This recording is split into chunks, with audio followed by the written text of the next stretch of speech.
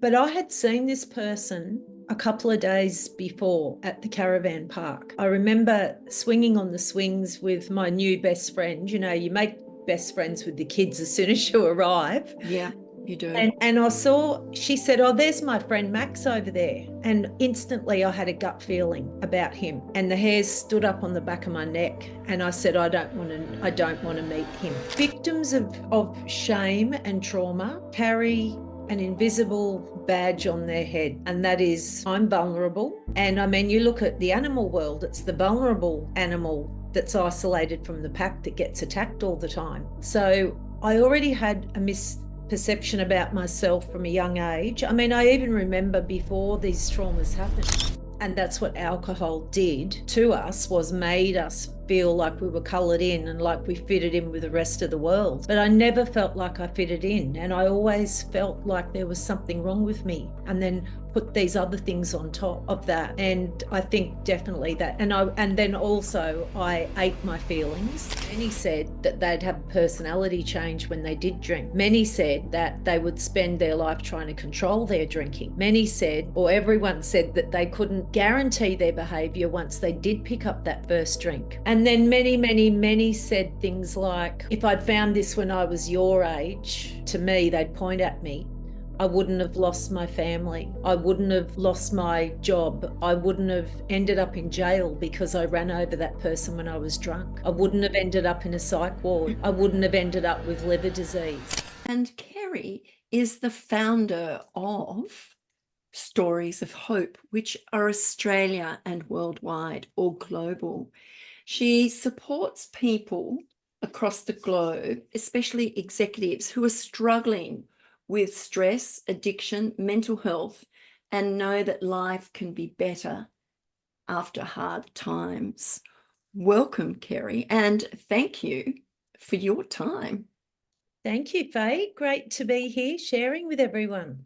Oh, look, you know what? It's really important that people such as yourself, Kerry, are known about, so that if someone needs help, goes on the show, you know, goes on your podcast, or you work with them as a counsellor to help them move through those stresses, those mental health issues, whatever it might be, and bring them out the other side.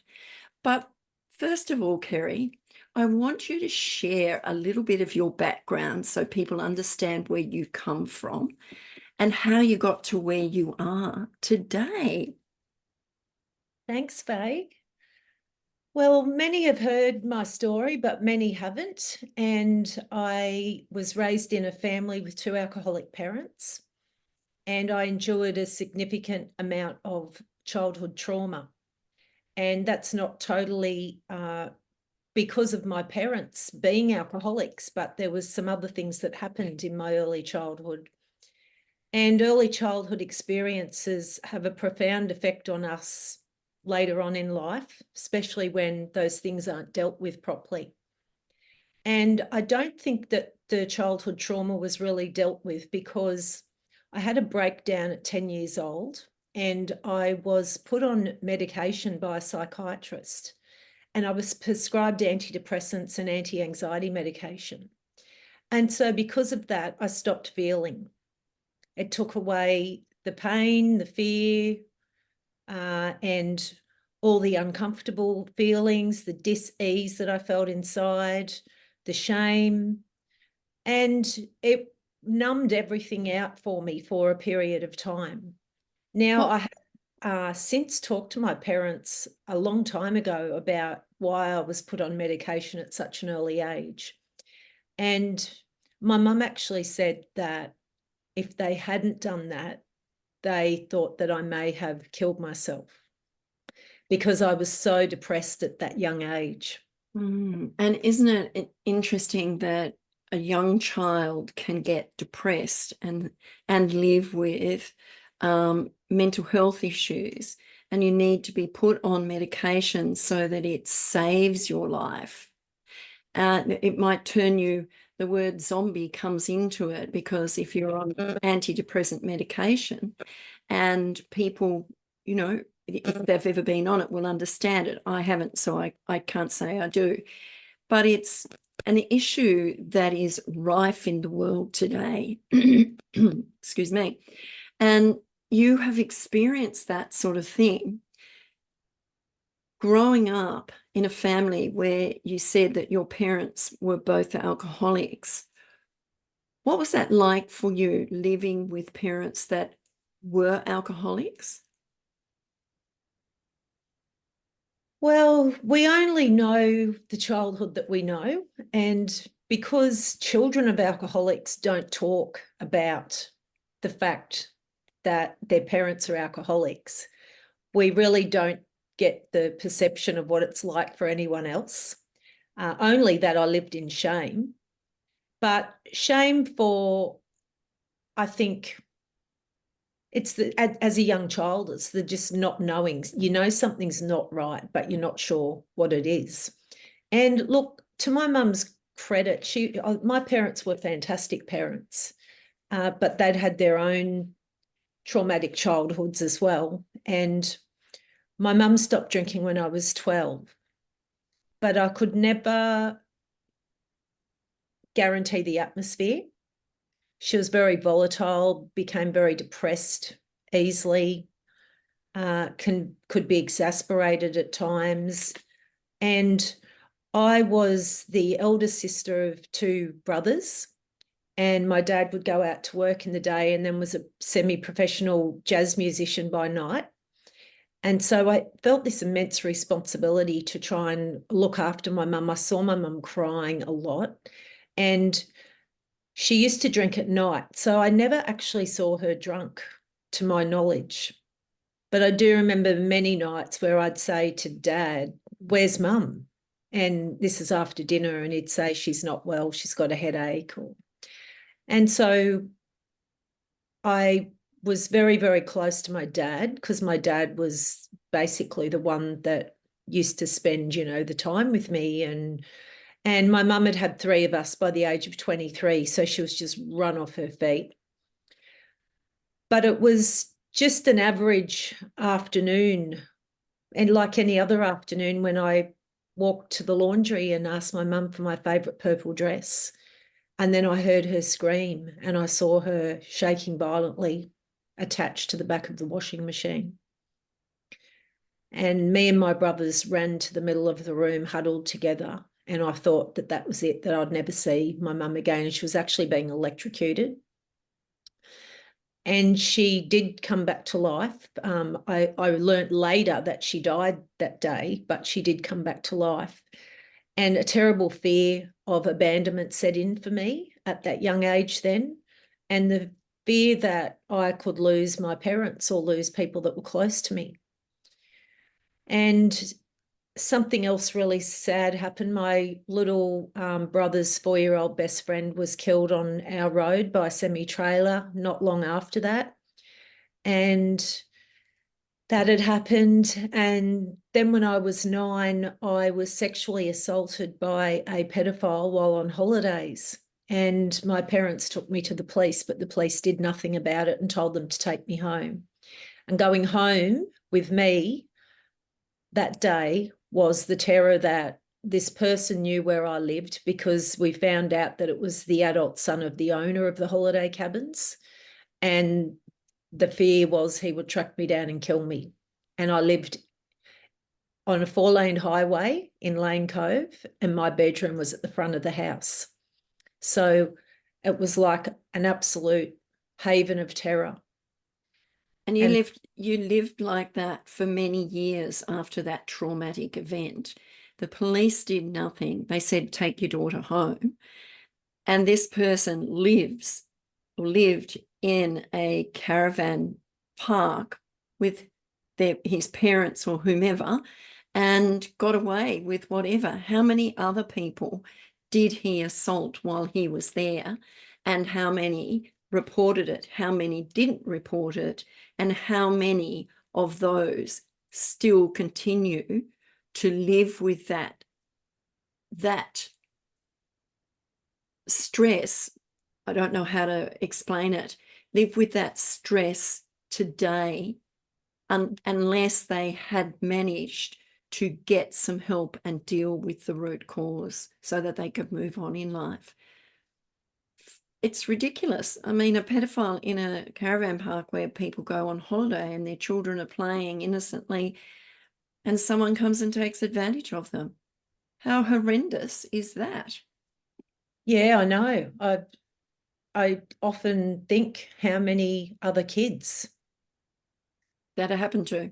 Yeah. And Yeah. and they alluded to my parents that they knew who it was and that it had happened before.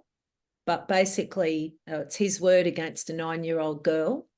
No evidence. So just take her home and just like forget all about it. But I forgot nothing about it. Like there's nothing I could forget about it, and nothing I could forget about the terror and fear that he knew where I lived.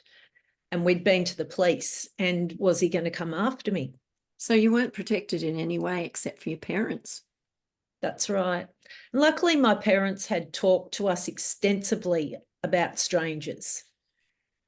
It still didn't stop what happened, but what it did do was create an open conversation for me to go straight back in, despite being told not to say anything, and talk to my parents straight away about this. And so, but I had seen this person a couple of days before at the caravan park. I remember swinging on the swings with my new best friend. You know, you make best friends with the kids as soon as you arrive. Yeah, you do. And I saw, she said, "Oh, there's my friend Max over there." And instantly I had a gut feeling about him. And the hairs stood up on the back of my neck. And I said, I don't want to meet him. And I wonder if he was abusing her. Don't know. It's interesting, isn't it? Because you look at that and pedophilia and what goes on in the world and what's being brought to the fore now for people in the past, such as yourself, that have lived with that all their life. You got to tell your story straight away to your parents because you trusted them and you knew that they would believe you and understand. But there are a lot of kids out there that wouldn't happen for.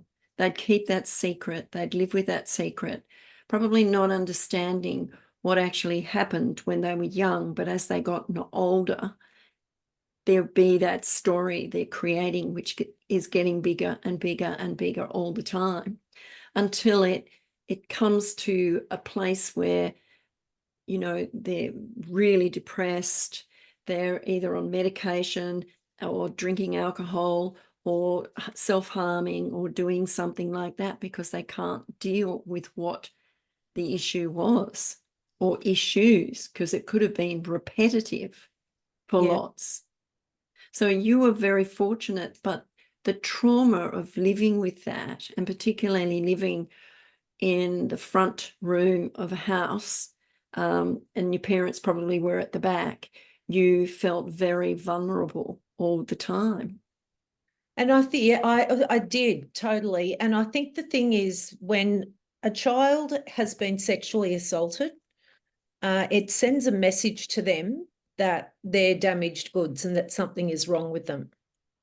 And they carry that distorted sense of self and that shame. So I was carrying that shame. It was something that I, didn't want anybody to know about me, and they didn't want anyone to know the terror that I was living in. And also I was being bullied at school at the same time. Okay. And so that was very, very traumatic also. So it was kind of, I say this all the time in many interviews, that most people have a safe haven at school or at home. And I felt like I didn't have one anywhere. Fortunately, I had a loving family and I could count on that. But nothing my parents could do could take away the fear that I was going through. My mum wallpapered my room. She bought me a beautiful purple fluffy chair, beautiful, bedspread and everything. And still to this day, I can't have wallpaper in my house. So there's so much trauma attached to wallpaper because we moved after that house into another house where we were for 4 years. And I lived in terror in that house as well. And Mum did my room up again to try and create an environment for me where I would feel safe. And I remember the colour of the wallpaper. I remember everything about it, but I just felt terrified every single night when I put my head on the pillow. I was terrified. Okay. So did you, when you were younger, check your room, make sure there was no one in there and all that sort of stuff? Many times I developed rituals, and that's something that a lot of people feel ashamed about talking about. And that was another thing I felt shame for. I had all these layers of shame that if people found this stuff out about me, I already feel weird, but they would think that I was even weirder. And I would do everything 5 times to cover every member of my family. If I'd have a biscuit, I'd have to have 5 biscuits. If I did something, I'd have to repeat the action 5 times. And such was the level of fear of something happening to one of my family members that I thought if I don't carry out these rituals, then something might happen. And I was seeing the psychiatrist at the time who was trying to help me through these rituals, but they're very hard to break. Very. OCD and rituals are very hard to break if Why? you're battling trauma. Why was it? What was the number 5 for you? What was 5 times? Because there was 5 members of our family. Right. Yeah, Okay, 3 that makes sense. children and 2 parents. Right. Okay. So you looked after the safety of your parents, your home, with whom was living in it. Yeah, I did feel that responsibility, definitely. At a young age. Yeah. It's taken you a long time to work through the process. What happened to you? You were on medication, you're at school, you were being bullied, which is another level again on top of what you'd gone through. Nobody knew what you'd gone through. They probably would never have bullied you if they had, but that shame kept you from saying anything to anyone. And so these kids kept on bullying you. Was there a reason that they bullied you? I think victims of shame and trauma carry an invisible badge on their head. And that is, I'm vulnerable. And I mean, you look at the animal world, it's the vulnerable animal that's isolated from the pack that gets attacked all the time. So I already had a misperception about myself from a young age. I mean, I even remember before these traumas happened, and I often hear this, in which I'll go on to share a bit more about my addiction journey, but I've been a member of Alcoholics Anonymous now for a very long time. And you'll often hear this in the rooms of AA, that people say that they never felt like they fitted in, that they always felt different. And that's what alcohol did to us, was made us feel like we were coloured in and like we fitted in with the rest of the world. But I never felt like I fitted in, and I always felt like there was something wrong with me, and then put these other things on top of that. And I think definitely that, and then also I ate my feelings. What do you mean you ate your feelings? So I overate. I became really large. I was the chubbiest kid in the class. And it's a terminology with addictions that, for instance, an alcoholic drinks their feelings, a drug addict ingests their feelings, somebody who struggles with food eats their feelings, people that are gambling gamble their feelings. So anything to stop myself from feeling bad, I did. And just kept pushing those feelings away. Eventually, the medication stopped working, and I found alcohol at 15. And I was an instant alcoholic. First drink, I couldn't stop at 1. And my drinking continued on like that until the day I stopped. Wow. And how long were you an alcoholic for? From the age of 15, for how long? An active alcoholic till I was 18. And I say an active alcoholic because I still can't drink. I can't pick up one drink today. So because it'd start over again. yeah. Yeah. Yeah. So you've been in sobriety for how long? 42 years. 42 years. Well, you've done That one drink. extremely well. Congratulations. And the temptation through life would be there for you. What's it like when you go out and socialize and people are drinking and you're watching them? Would you wonder why people drink so much? Is there a story behind who they are and how much they drink? Do you ever think that? No, I don't. I guess it's just so different for everyone. And there's so many different reasons why people drink. I think usually people drink to have a good time and also as a bit of an escape from the harshness of life. But you don't really have to drink to have a good time. You can have a good time without any alcohol, really. I know, but there is this Very perception, entertaining. isn't there, that Yeah, the media sells everyone that to have a good time, you've got yeah, to have a few drinks. yeah. But you don't, because it can be quite fun sitting, watching people and people watching and being entertained with people who are Which I love drinking. And doing that today until if I'm with people that are getting drunk, though, I'm out of there. I'm like, I'm not interested at all once it gets to that point. yeah, to the ridiculous point. Yeah, Well, to yeah, the point where they change. yeah, I find that really hard to deal with. And it's not a judgmental thing. It's just that I feel uncomfortable. yeah. I'm out with someone and their personality starts changing or they start saying things that wouldn't normally be them. And I find that very uncomfortable. So I leave. And fair enough to leave. So you said you've been going to AA for many years. What was the experience like for you when you first walked in that door? When I first walked in, everyone seemed like they were about 100. Because you were so young. Yeah, I was 16 when I went to my first meeting, and I'm so glad that my mum and dad took me for a look at that time.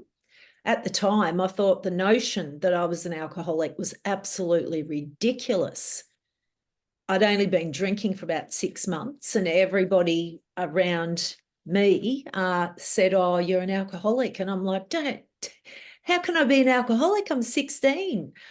And I said, "To prove that I'm not, I'll stop drinking for 3 months and prove to you all that I can do life without alcohol." But then after that 3 months, I had a big bender and to celebrate that I'd been sober for 3 months and came undone instantly. I think you probably paralytic again that night as well. But when I went to the rooms of AA, I used to hear them say, "Look for the differences and not the similar." Sorry, look for the similarities and not the differences. Okay, what do they mean by that? Well, is there anything that they're saying that you can identify with? And one thing I did identify with, many said that they felt different when they didn't drink. Many said that they would have one drink and then couldn't stop at one. Many said that they'd have a personality change when they did drink. Many said that they would spend their life trying to control their drinking. Many said, or everyone said, that they couldn't guarantee their behaviour once they did pick up that first drink. And then many said things like, "If I'd found this when I was your age," to me, they'd point at me, "I wouldn't have lost my family. I wouldn't have lost my job. I wouldn't have ended up in jail because I ran over that person when I was drunk. I wouldn't have ended up in a psych ward. I wouldn't have ended up with liver disease."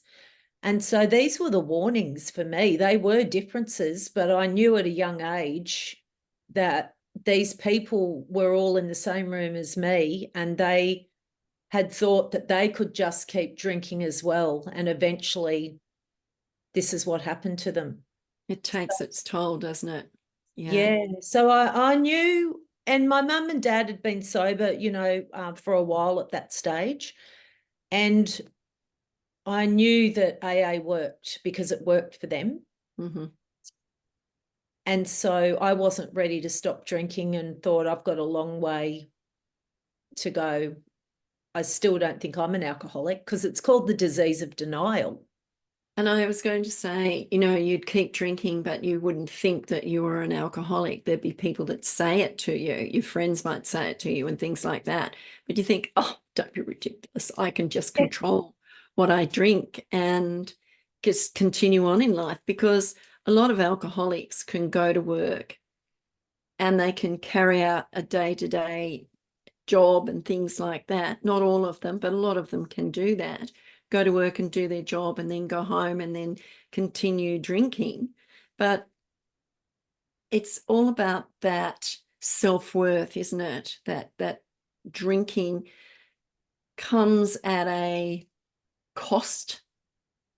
Yeah. And you've mentioned a lot of costs: lost their job, lost their family, run over somebody, been in jail, all these sorts of things. And there'd be so many other things that they would have experienced and talked about within that room where they felt safe, which is a really good place to be. And each person would change their habits as they became more confident and comfortable with who they were. Is that what you saw? Well, I didn't go back till I was 18, until I had hit rock bottom, and some of those yets had happened to me. I had had an accidental overdose and nearly died one night. I had been raped, went out on a date, which was a terrible thing that happened to me, which took me a long time to get over. I had been in violent relationships and punched in front of families in a caravan waiting room. So some of these things that were being talked about in those rooms were starting to happen to me. And I think the most difficult thing for me was that I was so suicidal and so depressed that I would not have been able to keep going to see those things happen. So for me, my rock bottom was the day that I planned to end my life. And I called AA that night. Instead, I had a loud voice. I heard a loud voice say, "Don't do it. If you hang on a bit longer, you'll find happiness one day." And I called AA because that was a place that I knew was safe, and I had seen recovery there. I had seen miracles happen in those rooms, and I knew that those people understood me. And I thought, if that doesn't work, then I will revisit what I'm going to do. But I knew that that was the last stop for me. And every night you would hear between 6 to 10 people get up and just share their stories of recovery. And there's nothing like that to fuel hope in the heart of somebody who's desperately desperate. And that's why you call what you do stories of hope. Well, Because, now, yeah. yeah. So going To through be that, that hope to other people that are going through the level of trauma and the things that I've been through. and you can say that you understand when you are having a conversation with someone who's experiencing something, because you do understand. You've been there, you've done that, you've overdosed, you've been on medication since the age of 10 because you were suicidal then, and your parents wanted to keep you around, so that's what they did for you, because that was the only thing that they knew that would keep you here in this world. I don't know about safe, but it keeps you here in this world. And then to the point of becoming an alcoholic because the medication wouldn't do anything. Your body tends to get used to a medication, so you either up the dose or add something to it. And what you did was add alcohol. Yeah, well, I actually up the pills as well, and was also abusing other pills also. Excuse me. And mixing pills with alcohol, which we Wow. know now is just a lethal cocktail. You must have been out of it an awful lot in your younger years. Can you remember much of it? I still to this day have just flashbacks all the time. And it's really strange. It's when I'm lying down for an afternoon nap, that's when it often happens. And it's almost like this kind of desperate trying to remember, trying to think what actually happened then and trying to put the pieces back together again. But around 2 years ago, I came to the resolution that life for a recovering alcoholic or addict is like an unsolved jigsaw puzzle, and one where the pieces can never be put back together again. But a beautiful new jigsaw puzzle can be made. And so I had to come to that resolution. But I do remember many shocking times, but it was when I started drinking for the night and then where I'd ended up at the end of the night. And then Could you remember half the time where you ended up? Thinking back now, I have vivid memories of waking up on a random person's fence somewhere in the middle of nowhere. And I'd been to a party with my boyfriend that night and he begged me not to drink. And I said, I'll just have a couple of drinks. I'll be fine. I can just have two. And I remember setting out to just have those two drinks and I don't know what happened. And that was the story every single time. I ended up on a fence and there was two guys sitting on the fence as well. Mm. And I said, who are you and where am I? And to this day, I don't know what happened to me. Wow. And there was many, many, many nights like that where I'd have no recollection of what actually happened. Okay, let's move on from there, because that experience, if people who are listening, some may relate to it, some may not. Yeah. But I think that you've taken yourself from that situation into something far greater these days, which you learnt through AA, and from my recollection, you still go to AA and listen to the stories and hear what people have to say, because it's an important part of who you are to see other people, and it might be something that you say within that room that might change their life, because that you're a story of hope. Thank you, Faye. Yes. So after experiencing that and leaving school, being bullied and all that sort of thing, what did you do? Well, I worked in the city and I remember that I'd had a boyfriend for about 15 months and he broke it off with me because of my alcoholism. And I remember saying to my mum, oh, I'm going to get someone heaps better than him. And I'd got a job in the city and she bought me this beautiful red suit and I was a receptionist. And so I worked in the city of Sydney as a receptionist, like a junior receptionist back then.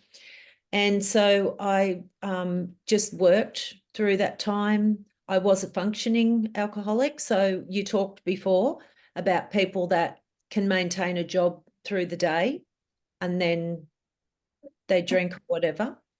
And then after I got sober, I entered a very abusive relationship, basically the week that I got sober, and I was in that abusive relationship for 3 years.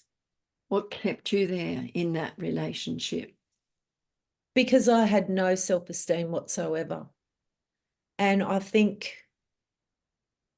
I'd become addicted to relationships as well because my self-worth was so low. And I know that there'll be a lot of people that can identify with this. I thought that if I didn't have a relationship, then I had nothing. And so the problem with that was because I was vulnerable, I started to attract abusers, and I had had abusive relationships in the past, but nothing like this. And abusers seek out vulnerable people. And this person was also in AA at the time and had been sober for 3 years. And just wasn't very well at all. And I couldn't see that in all my insecurity. Mm.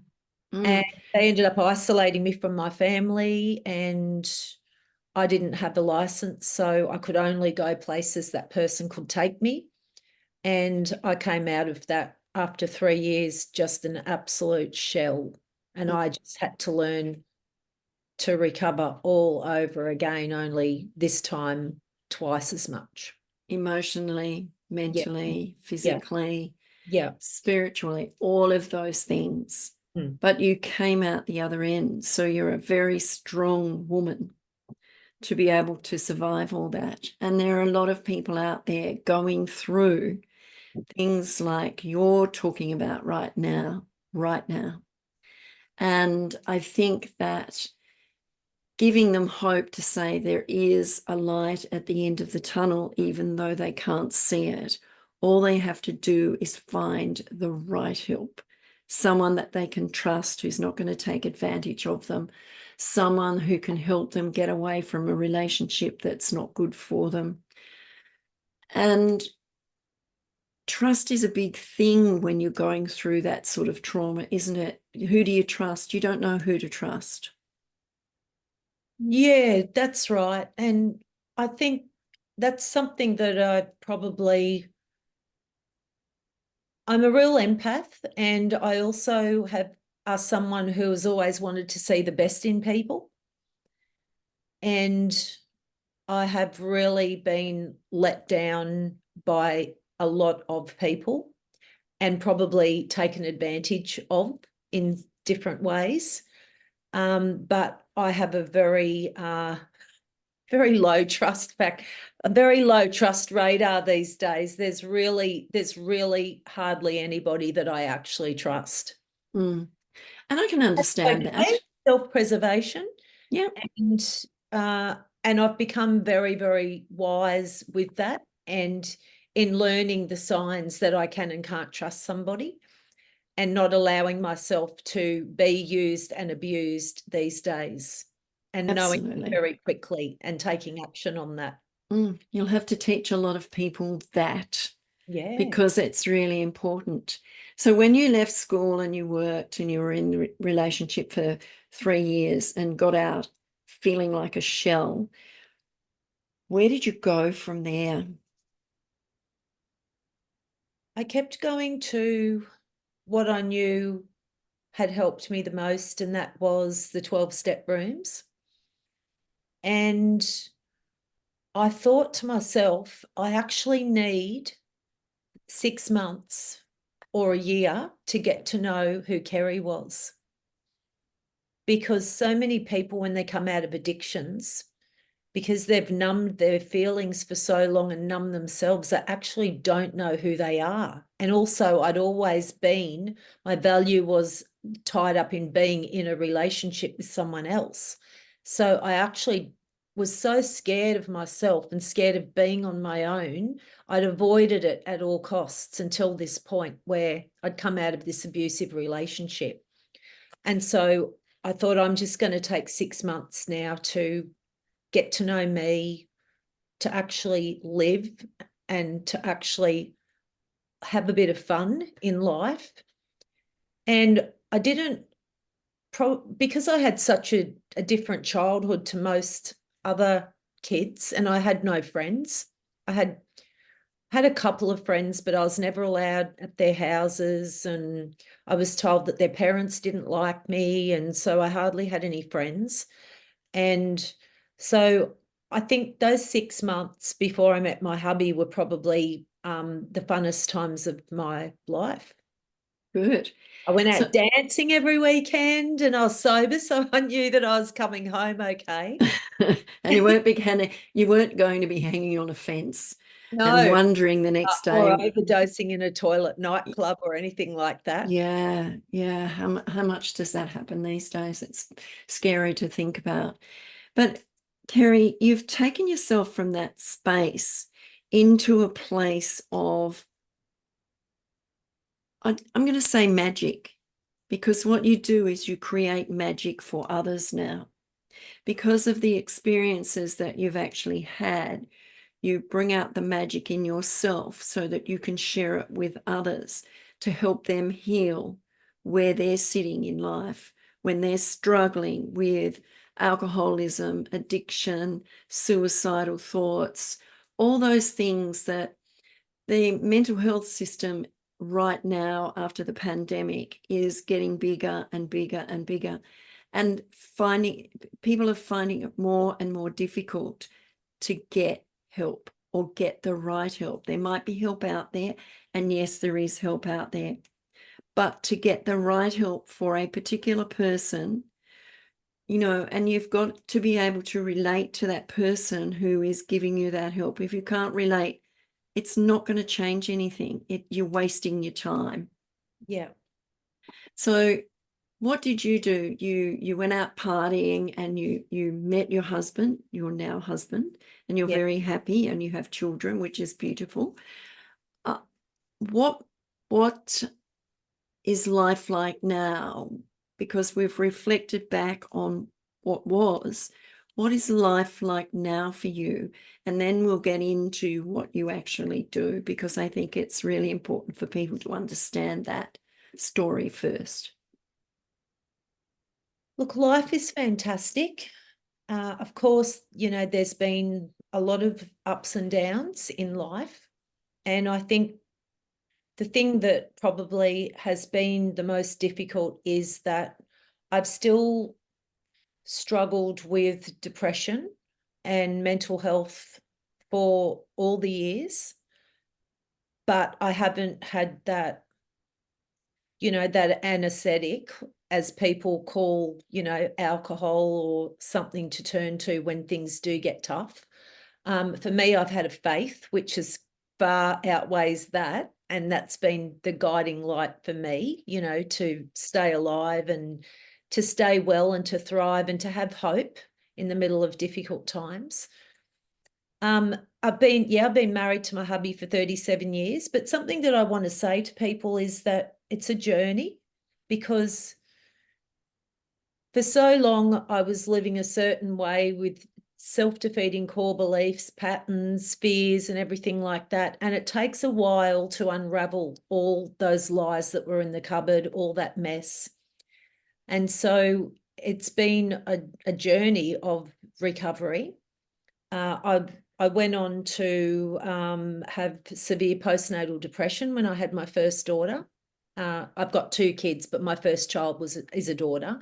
And when I had my beautiful daughter, I had severe postnatal depression, and there was no education about that back then.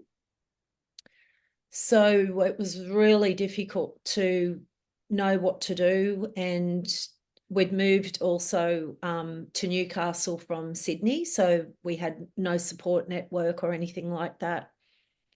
And then 3 years after that, I had a miscarriage at 3 months, and that was a very difficult time. And then I gave birth to my second child, a son, 4 years after my daughter was born. And it was probably about 3 years after that that I feel like I started to really emotionally recover. And so it you know, it took all that time. And I don't say that to be a discouragement to anyone, but more to be an encouragement, because so many people think, I'm like this, I'm trapped, I'm never going to change. Oh, no, we can all change if we choose to change. We all have choices in life. That's And it. whatever's going on in your life, in any challenge that you have, if you get the right help, then things can change for you. And I'll express it all the time. It's got to be the right help, the right person to help you through whatever trauma you're going through. And postnatal depression is a huge thing.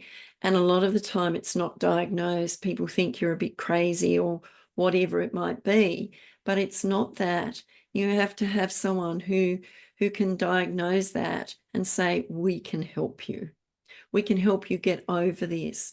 And I think there's some fabulous places out there for women who have children and live with postnatal depression, can get that help that they need and cut that time of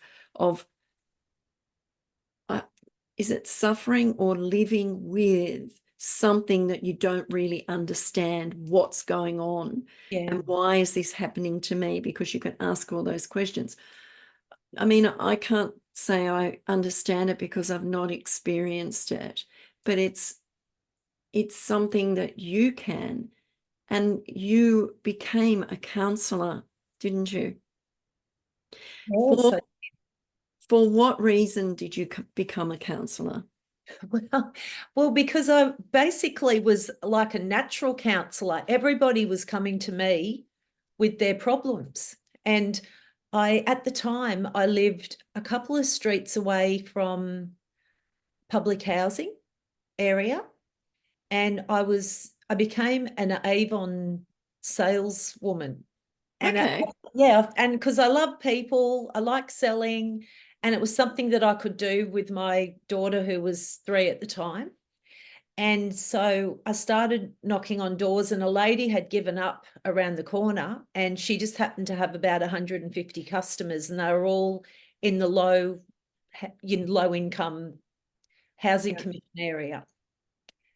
And that was the start of an amazing journey for me, because I'd grown up on the North Shore in Sydney, and we never wanted for anything. We went to private schools, lived right near the water, basically had whatever we wanted, and then moved up to this area.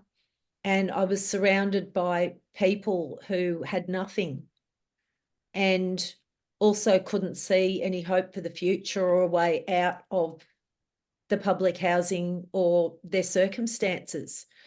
And so every time I'd go to try and sell some Avon, I'd be asked in, for a coffee and that. And I would go because I loved people. And I was also on this bit of this mission phase since I got sober at 18. I was on a mission to help prevent people from ending up where I ended up. And suicide prevention became really important to me. So when someone was struggling, I really, even back then, before I started Stories of Hope, I wanted to let them know, like almost scream at them, hey, I made it, you can too. And so I just seemed to attract all these people that would say to me, I've never told anybody this before, but can I share this with you? This is what I've been through. And so I'd turn up to all these Avon customers' houses, go in for a coffee, and it ended up that it was like they were getting a free counselling session, and then they would order like a $2.99 deodorant that was on special. And so after doing that for about 3 years and winning a big award as, the #1 Avon salesperson for the whole area and everything like that, I thought, this is actually making me no money. And so I thought, if I become a counsellor, I can still help people for free, and I can make a bit of a living from it and support my family. Because my hubby had a job, but back then the interest rates were really high, and I'd always worked. So that's how I kind of fell into helping people, Mm.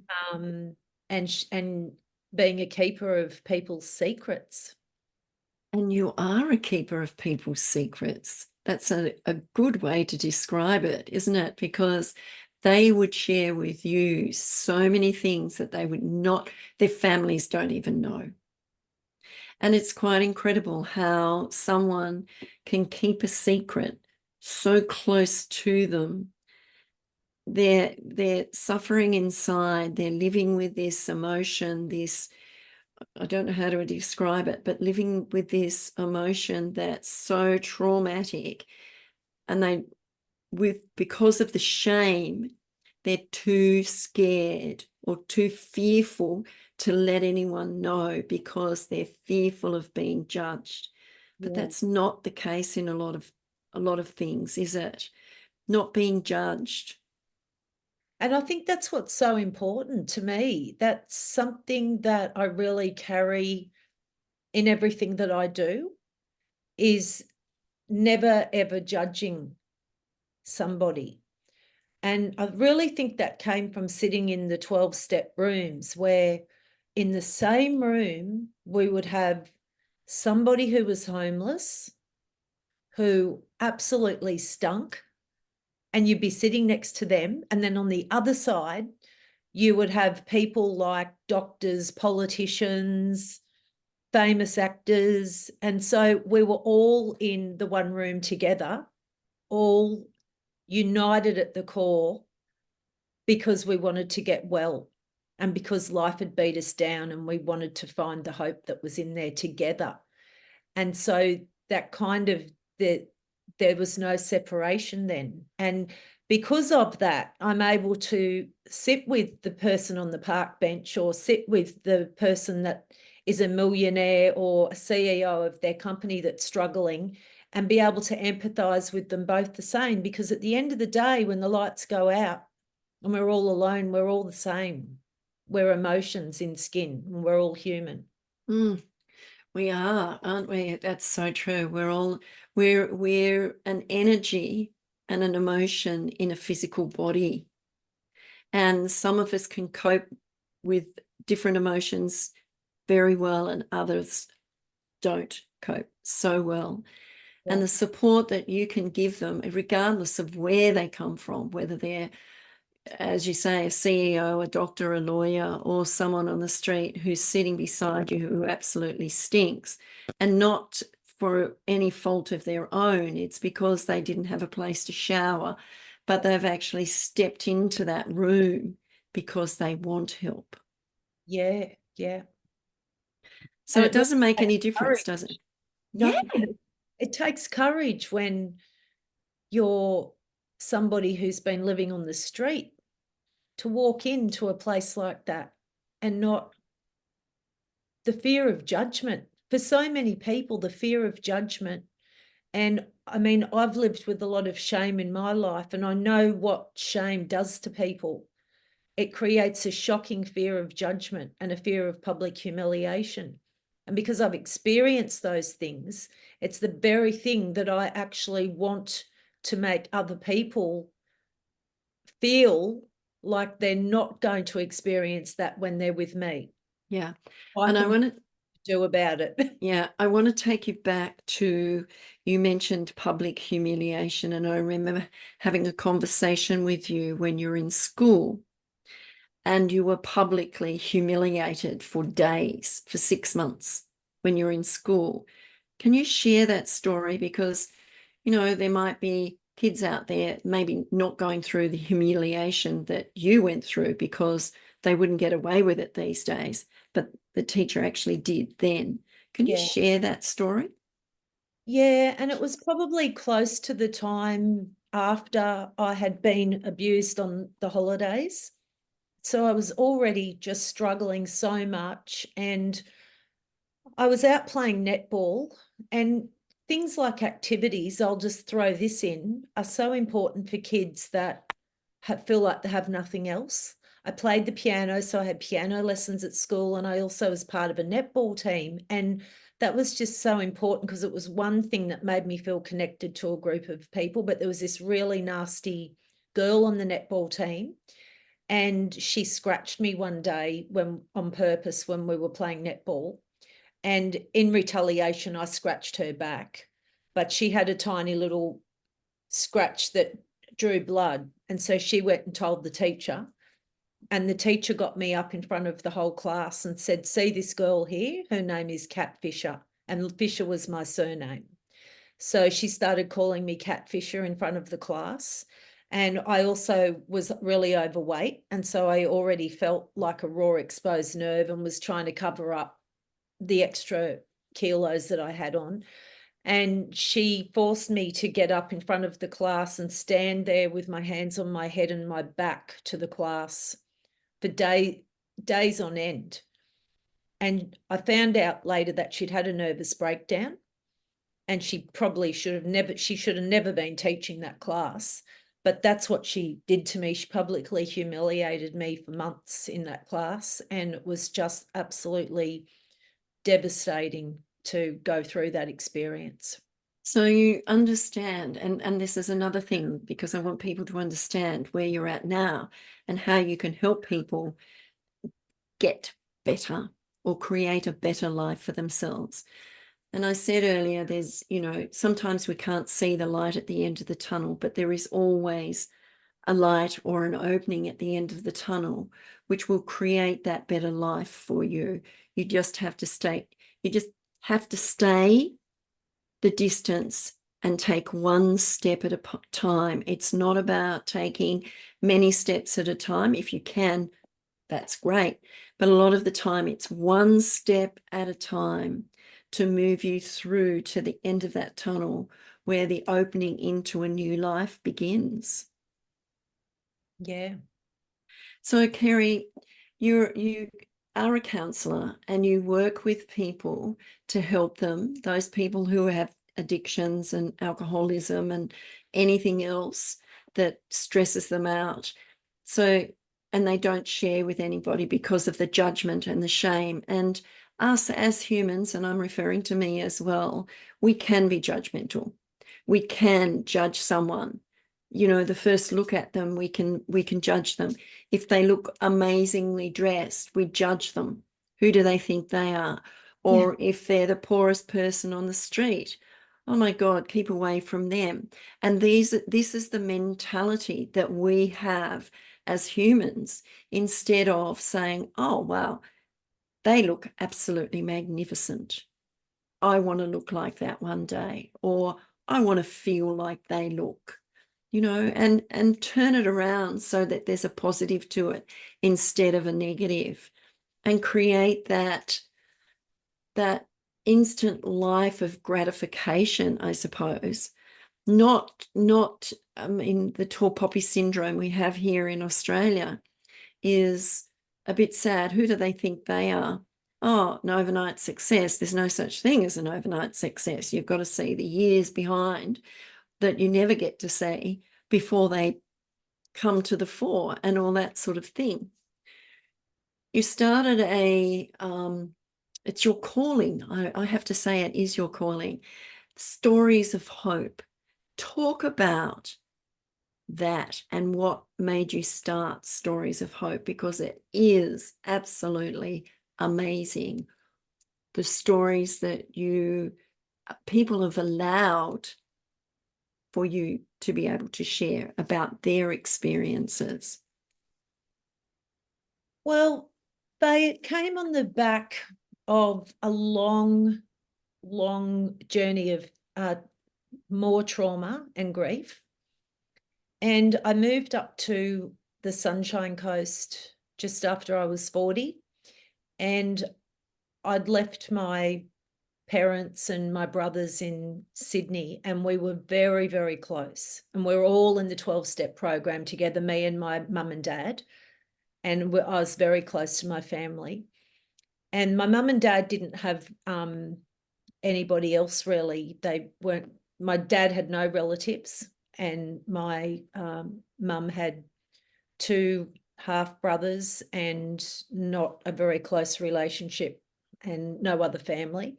So I kind of also felt like we were it for them and they were it for us, and we were all codependent. And 2.5 years after I moved up to the Sunshine Coast, having felt like I'd ruined my mum's life by moving up here, and bringing her grandkids up here, and my brother had kids as well, but I was the only daughter, and I just really felt like I had devastated my mum, and I was grief-stricken moving up here. And I moved up here to nothing and no one. And then 1.5 years after I moved up here, my mum was diagnosed with cancer, and she was only 62 at the time. And so that was a really horrific journey there. And 3 years into her journey, my uncle, that was my mum's half brother, who was 6 years older than me, he got cancer as well. And he'd had a very, very long journey of drugs and mental health problems, and had lost his whole family. And he lasted 3 months and passed away. And then the month after that, my mum was put into palliative care in Sydney. And she was in palliative care for 11 months. Wow. And it was just the most devastating it's still hard for me to talk about, but it was the most devastating thing and the most devastating journey. And she had always been the strongest person that I knew. And to watch the pain and suffering that she endured in that time was just absolutely heartbreaking and heart-wrenching. And my dad had a breakdown as well in the middle of all of that because he just couldn't cope with what was going on. And my daughter also was due to get married that year. And Wow. I kept feeling like my mum was holding on for my daughter for her wedding, but she never came out of palliative care. And so it was probably in the August. My daughter was getting married in the September, and it was 3 weeks before my daughter's wedding. And I went to visit my mum for what I knew would be one of the last visits. And they said to me that she'd gone downhill and that she may not make the weekend. And this was kind of how the journey was while she was in palliative care. And I remember thinking, I need my husband's support now more than ever before. And I cried all the way from Sydney to the Sunshine Coast.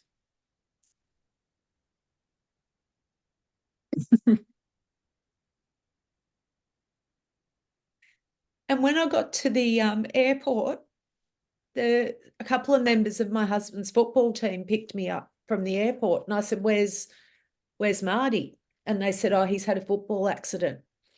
And he had smashed his entire collarbone to pieces in 5 places. Wow. Yeah, and I'll just never forget that next morning waking up. And I just thought, I just don't know how I'm going to do, how I am going to do this journey. And I remember saying something rose up in me and I'm like, well, this is the new now. It's not, and something that my mum had heard Jane McGrath say, her breast cancer journey was that she had learnt that it's not what if things were different, it's what is. And we're dealing with what is, and that's what we have to deal with. So true. And so I remember my mum saying those words, and I thought, well, it's not if things were different now, it's what is, and this is the new normal. This is the new now. And so for the next 3 weeks, my daughter basically had to organise herself for her wedding, and I had to put my hubby's underpants on, dry his hair, all the while not knowing if my mum was going to be alive over those next couple of weeks. And then my daughter got married, and my mum watched live on Zoom.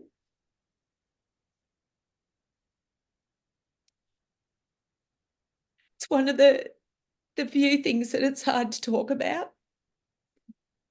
And in the hospital, they set up a private room, and my mum and dad invited their friends.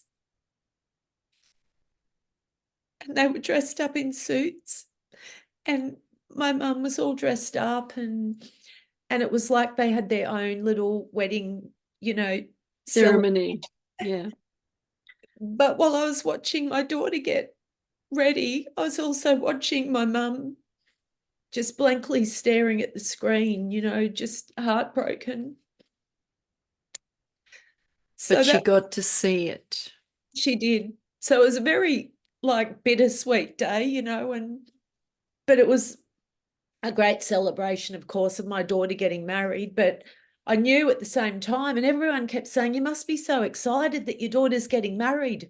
And I was, but I knew that I was about to lose my mum. And, as you say, bittersweet. Yeah. And my dad was in a bad way as well. And so my mum passed away in the December, and we were all there by her side at the bed, and when she took her last breath. And then 4 months later, we got another shock when my second cousin on the side of my mum's family that she was close to was killed in a motorbike accident. And my daughter had also, go back to January, my daughter rang me up one day and she was like, Mum, I think I'm pregnant. And I'm like, oh, right. Okay, that was quick. So she was 3 months pregnant. Sorry, she'd been married for 3 months and fell pregnant, and she was very sick. So then I had to put all the grieving on hold and everything. And she'd moved away from home as well. So she'd left home also. So I was kind of going through the empty nest thing as well. There was just so much. And then I had grandparents die 2 years after that, and the aunties and uncles. But 3 years after my mum died, my dad was given the news that he had last stages of emphysema.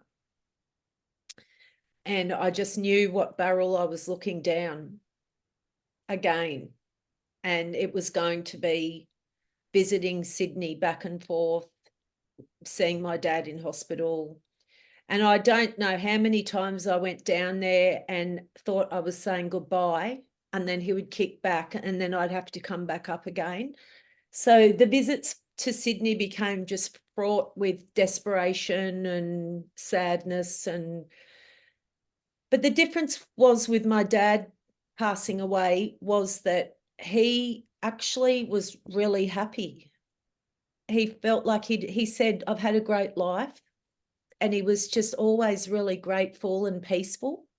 And he had a really strong faith. And that was something that my mum didn't have for a long time, but she did in her last couple of months. And so I knew that, and my dad was 10 years older than my mum, so he was 82 when he passed away.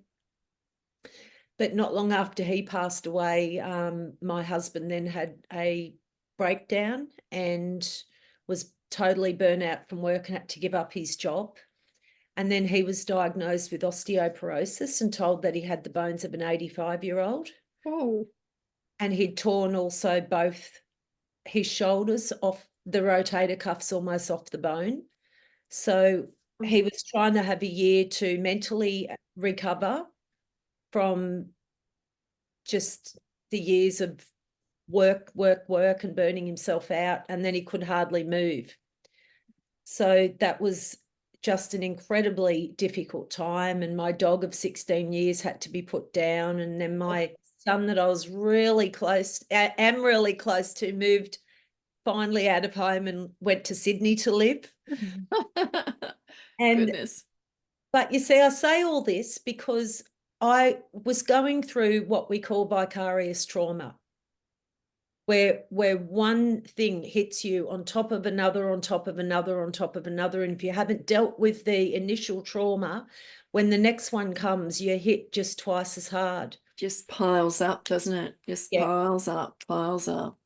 And I literally felt like I was out in a king tide and I was desperately trying to swim to shore. But every time I would take one stroke of the arm, I would get slammed by another wave, and I felt like I was drowning, and I didn't think I was going to make it back.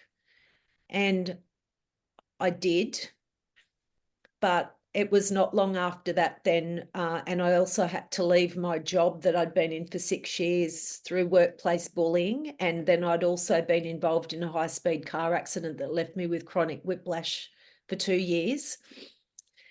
And I had no time in those, gosh, I don't know, 10 or 12 years to actually stop and actually recover from any of the trauma. I had to just keep going. And this is what it's like for so many people. Yeah. Go through something, and our mind doesn't let us actually grieve or process properly if we're not in a secure enough space to do so. So true. And how many people are out there? I was having a conversation with someone this morning and there was just trauma after trauma after trauma. And I'm thinking, wow, wow, wow. And then you're talking about your experiences and the challenges, and they are challenges that you have to process. But really, while they're going on, you just exist because you've got to do whatever you have to do to get things done or be where you need to be and carry out whatever and be the strong person. How the hell do you do that without crumbling and falling yourself? Well, that's the thing. Eventually, people do crumble. Yeah. We can only hold that stuff for so long. And this is what I say to all my clients and people that I work with, that if you keep pushing it down, that's where it's going to stay. But eventually it will spill out, and it will Yes. spill out at times and at places that you don't want it to, and in ways that you never expected it to. And I think that's also why, we have people that are struggling out there with so much anger and violence. They have suppressed their anger or their sadness or their fears for so long and not dealt with it in a safe space, and then bang, it just comes out. And for me, my main emotion was sadness. And I always ask my clients, what is your main emotion that you're struggling with? Because it's either going to be fear, anger, or sadness. Yeah. Or it And can be all three. oh, that's right. But Yeah. usually people have a primary Area. emotion. Yeah. Yeah. And so for me, it was deep, deep sadness. And so after all that happened, I finally retreated from all my regular activities, from caring about other people. I just couldn't do it anymore. And I had nothing, just absolute shell of myself after all this. And I just desperately needed and searched for somebody that I could talk to that had been through even half of what I'd been through, that could tell me it was going to be all right. But I couldn't find anyone. And you know what? That's what people are struggling with today. They can't find that right person for them to help them. They can go to counselors, they can go to these different people, but you've got to find that right person for you so that you can have that trust in them and know that they've got your back and they understand where you're coming from. But it doesn't happen like that. And there are so many people out there struggling with mental health issues in so many different areas, and they're wanting help, but they can't get it. And this is the sad part. The system in Australia is broken as far as the help medical system goes, and not putting any blame on the nurses and the doctors and the alternate health people, because they're out there working and trying their best to help as many people as they can. But it's not working because there are so many of them. I know. And look, this is something that I'm just really so passionate about. And I'm going to talk about it now because so many people out there, they talk about, oh, we've got a problem with mental health in our communities, and the statistics are that 1 in 4 are struggling. And so many people say, yeah, I really want to help everyone. And yet we've got something here like the mental health first aid training, which I actually became a trainer in the middle of COVID, where if every second person in our community did that course, what a healthy community we would have, because we would all be able to know the signs, the early warning signs, and look out for each other. Yet trying to get people engaged in doing a course like that is so difficult. And I know finance is difficult, but trying to even get funding for me to actually put this on in our community it's like pulling teeth. I think there's something really valuable about having a lived experience person like myself to be a counsellor or to be training this course, because I understand what such a large range of people are going through and have been through, because I have been through so much myself. And when I got the light bulb moment to start Stories of Hope, it was in the middle of that 6 weeks where I was just absolutely so hopeless. And I thought, if I can't find that person, I'm going to become that person that's going to be there for other people, to show them that if I can make it through, you can too. And I'm going to be that light at the end of the tunnel. Yeah. And a real connector. And I knew a lot of people that had amazing stories. And I thought, I'm going to gather them, and together we can be those people for other people. And some of those stories, can you share the experience of some of those people that you've had with stories of hope, where you've seen the success of someone coming to you, sharing their story and working with you and seeing a better life for themselves, that light at the end of the tunnel, stepping out of that tunnel and into a better life for themselves? Share a couple of those stories, because I think we've talked about your experiences. Now I want to talk about how you help others get over and process and move through all of the things that they need to move through to get to where they need to be today. Look, there's been so many people that have shared their stories at Stories of Hope. I do often talk about Stu, because he has been an integral part of my team he was for 5 years, and he was one of the leading detectives on the Daniel Morcombe investigation. All right, okay. And as a first, as a police officer and on the front line, he saw just so much, and went through so much trauma as a result of that, and ended up leaving the police force after the Daniel Morcombe investigation. But for Stu, he was at a point in his life where he was almost bedridden at that stage, and he set one goal for himself, and that was, if he could get out to the letterbox and get the mail, then he knew he'd be okay. And that guy's gone on to just achieve amazing things now, and is back working as a like a head of health and safety for a massive company, and has done a lot of work in the community. And then there's Rachel, who's another member of my team also, that lost her brother in a car accident when she was 16. Then her dad died at 52 of cancer, and then her husband died at the same age of the same cancer. Oh, She was gosh. left with 2 small children, and she's just doing amazing work today out there as a grief facilitator, and taking people through grief programs.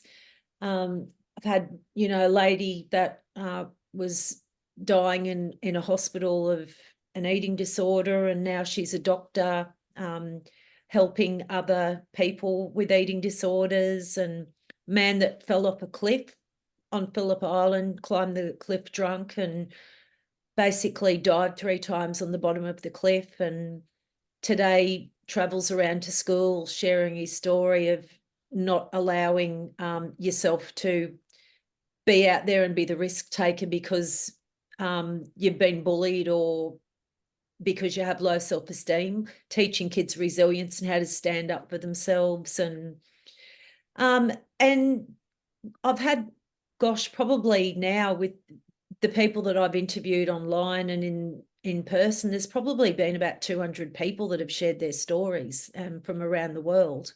Wow. And they're all just magnificent people. Yeah, so it's really hard. Everyone says pick some people who have really inspired you, and I can honestly say every single one has just inspired me so much. And most of them have been everyday people who have never shared their story in public before, and they come up to me afterwards, and their words are, thank you for giving me a voice, because they felt like they didn't have a voice to be able to, or the courage to be able to share their story. They felt like they didn't even really have a story worth listening to. Yes, and that's with so many people. Everyone has a story. Yeah. And you look at it and you think, some people feel like they're not seen and they're not heard. It's a bit like the homeless people that are sitting on the street. Some people see them and speak to them. Other people ignore them and don't say anything to them. And sometimes they'll say thank you, and you'll think, what for? Because you saw me and you spoke to me. Yeah. And that's what it's all about. It's not about, because they're on the street, there's got to be a reason for them being on the street. It's not, sometimes it can be choice. I've known they used to call her the bag lady, and she started off in Tasmania and then came to Melbourne, and she chose to be on the street, Yeah. but played the piano amazingly and all that sort of stuff. So she'd go into places and play the piano. But a lot of the time, there are things that happen in our lives that we have no control over. And that becomes our story until such time that we meet someone like you and we delve into the true story of what's behind that person. And we all have stories. And by sharing those stories, you're giving someone else hope, because you're listening, they're listening and thinking, oh, it's only me, nobody else is going through what I'm going through. But all it takes is one thing, one word, or a sentence or something to say, this is what happened to me, and this is how I am today. So it gives them hope. And this is what this show is all about. It's about giving people hope to realize that there is someone out there that can help you, someone that you can trust, someone that can truly listen, not judge, not make you feel shamed or anything like that. Because I think we as humans hold on to things because we are ashamed. We have that fear of being judged and not liked. And all that emotion that builds up from that root cause, which can stem from childhood and usually does, but we don't realize it until we get into our adult life, where there's something, you can be going along well in life, and then all of a sudden there's something that triggers that memory back from that childhood, and then your world spins out of control. Yeah. And you go on a journey. But when someone shares those stories of hope, which you do, Kerry, it gives other people hope that it doesn't matter whether you're a CEO of a company, whether you're the boss of a bank, or it doesn't matter who you are.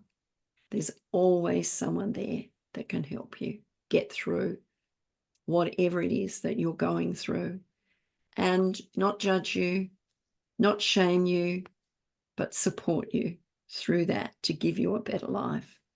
And you can guide people. You're a facilitator, really, when you're talking to them, getting them to realize they have to take the steps to make it happen, but you've got their back when they fall. You'll help them pick them up again and keep moving on, because there's a trust there. Yeah, that's right. So what would you say to people that have been listening or will listen to this show, Conversation with Faye? What would you say to them if they're sitting there and they're struggling a bit and not sure why they're struggling, but there's just something stopping them from actually living the life that they're meant to live? What are a couple of tips that you would give them to help them move forward? I think that's very interesting what you just said there about people that are struggling, but they can't pinpoint what it is or why. And that very thing was what I actually spoke about for Trauma Day at the Thompson Institute. I think it was last year or the year before, because I was talking about the fact that so many people are struggling with some kind of trauma, or I won't call it post-traumatic stress syndrome, but post-traumatic stress, and they actually don't realize that they have undealt trauma. And so they do think that, and that's what I thought for a long time. What's wrong with me? Why am I struggling so much? Why am I feeling like this? And people can experience trauma for so many different reasons. It's not just veterans and first responders. It's people that might have been neglected as a kid emotionally. We used to call it big T and small t traumas, but now it's called covert and overt traumas. And the covert traumas are the ones that go really undetected. The things that we normalize, that we tell ourselves, oh, that wasn't really that big. And families of people that have gone through addictions, they can suffer significant trauma living with a loved one with addictions. People who have been through addictions, people who are DV survivors, men and women, people who have gone through eating disorders, people who have witnessed traumatic events, people who have been in accidents. So there's so many different things in life that if we don't actually deal with that on the spot, it kind of stays, it goes in.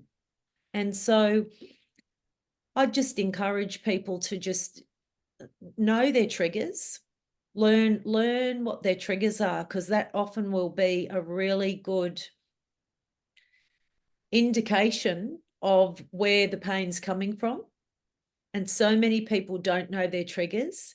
And this is something when I work with people, we talk extensively about triggers and about learning to know the feelings that you have when you are triggered and identifying the thoughts that are going on in your head. So it's separating those thoughts and feelings and working out the difference between thoughts and feelings. And to know that despite what you've been through in your past, we have a past, but we are not our past. So true. We do have a past, but we're not our past. Right. We are here and now. Change. Yes. And we're here right now. And this is the only time we have, is the present moment. The past is gone. The future is out in the future. All we have is right now. And if we're sitting in a traumatic situation, you need to go to the root cause, process it, work through it, and then bring yourself back to the present moment so that you Often don't. you need a counsellor or support or something to help you uncover, okay, I'm not feeling good a majority of the time. I'm feeling under 5 out of 10 with anger, sadness, or fear. Or if it's anger, sadness, or fear, and you're feeling over 5 out of 10 with that, then that's a problem. But if you're not happy a lot of the time, and the happiness marker, if you're feeling, 6 out of 10 or over, well, that's great. But if you're feeling consistently under 6 out of 10 in the happiness marker, then something really needs to be looked at. But find the right person for your situation. I just get so many people that come to me, or that they want me to do the mental health plan, which I can't, because the government doesn't support counsellors with that. But I have. Who does that then? Who does the mental health plan? The government supports psychologists and social workers. So people can see psychologists and social workers on the mental health plan, and people are under the perception that there's no gap, but there's a gap of about $130 at least. And then there's so many people that need help, but they could benefit from help from a counsellor or lived experience worker. But talk to somebody who has been through what you're going through, because I hear so many people say to me that they went off to this person or that person only to discover that that person had no life experience and no experience in the area that they will go. And they felt defeated after that experience of going to talk everything out, shed everything, and then have to go do it again with a second person. And then people start to become closed off. If they don't find the right person in the first place, they become closed off then. That didn't work. I can't share that again. I'm not going to bother. And so many times I always say there needs to be an umbrella where there's the top of the tree where your story's shared once, no more. And then if you go and see somebody, they know the story. They don't have to ask you to repeat it. They just give you strategies to process and deal with it, to move on. And this is what the problem is. There are too many people out there doing the same thing, listening to the story. It gets repeated and repeated and repeated when it doesn't need to. It needs to be told once. Then the strategy implementations put in place to process and work through it, not continually repeat the story, because that, I don't even know what I want to say there. There's Just find no the right therapist up front. yeah, they've gone the wrong therapist up front. Yeah. But it's, you don't get anything from repeating your story all the time. You've got No, to take the steps to change. yeah. It can be re-traumatizing for people to read. Absolutely. So if somebody comes to me, they talk about what they want to talk about. I don't try and drag anything out of them that they actually don't want to share. And sometimes there's not a place for that. Sometimes some trauma just actually has been blocked out for a reason. And it's not going to be beneficial to the person to try and drag that out of someone. So when someone comes in to see me, I'm like, what's been on your mind lately that's led you to come and talk to me today? And usually it will be something that has often been a trigger for them. And then, it takes a couple of sessions to really uncover the core things.